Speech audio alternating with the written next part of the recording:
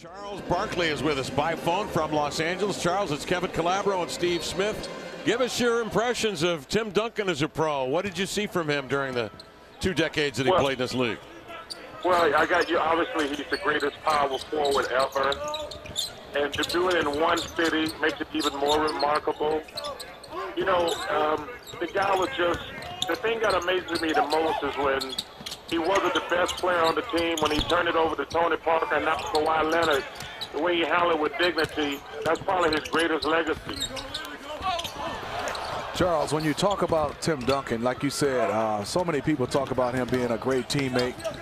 Talk about his play, how he changed that power forward position, playing it at a 7-footer, and also playing alongside David Robinson. Them two, and the matchups you probably had with those guys. Well, you know, Smitty, I've always said that Kevin McHale was the best player I played against. With his moves down on the post and everything, that made him remarkable and unstoppable. His up and under, his jump hook. And Tim Duncan was just probably a little more athletic than Kevin McHale. You know, I didn't play a lot against him, but just obviously I've been watching and broadcasting. But to me, like I say, Kevin McHale's the best player I ever played against. But Tim Duncan was just like him, but probably just a little more athletic, probably had a better jump shot. But like I say, he's easily the greatest power forward ever.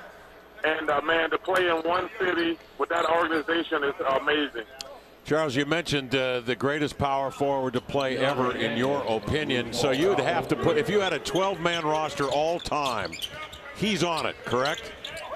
Yeah, you know, I said in my list on the you know, I get grief. They're trying to put LeBron past Kobe and Tim Duncan. I said, he's not that yet. I said, you know, my top 5 are Michael, Oscar, Kareem, Bill Russell, and Wilt. And I got Kobe 6 and Tim Duncan 7. And I think you got Bird, Magic, Jerry West, Elgin Baylor, all those guys like 8, 9, 10, 11, 12, depending on where you want to put them. But LeBron's right there if he can win a few more championships. But I got him as the 7th greatest player ever, in my personal opinion.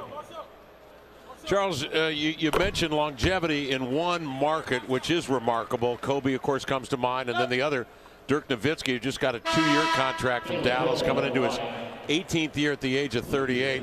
Are those days gone, you think?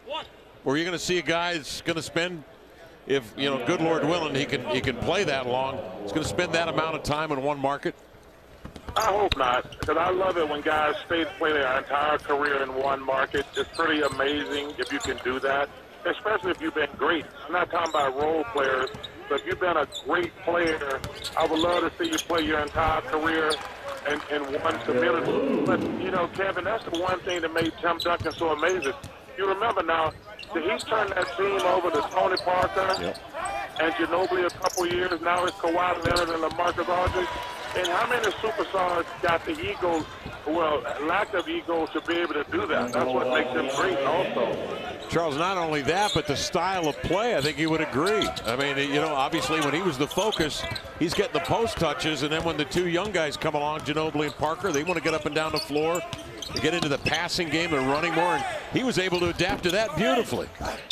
Yeah, he did. He was able to adapt to it. But like I say, that just means he has to check his ego at the door.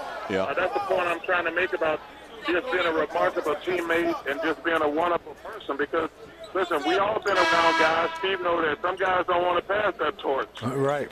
Chuck, when you look at this team, San Antonio Spurs, as we transition from a Tim Duncan unbelievable career, they pick up Pau Gasol. What do you think they can do, and how far do you think they can go? Listen, I think before everybody has towards the championship, I think these people got to talk about it. I love what the Clippers have done. I think going out getting more space is going to help them. They've obviously got to get healthy. But I really like what the Spurs did going out getting Pau Gasol. You know, it's going to be interesting with all them small guys the Warriors got. They're going to be able to score, but can they stop anybody or can they rebound? I think the same problems they had last year. Like I say, they got Kevin, who's a great player, but they're still going to have to rebound the ball and play defense on those big guys down low. Charles, we wish you were here, obviously, but we wish you the best. Have a great summer, man. We'll talk to you later. Hey, just listen, trust me, if I was there, I wouldn't be broadcasting. I'd be at the blackjack table. With a tea time tomorrow, no question. And we'd be there with you, brother. Thanks very much. Charles Barkley with us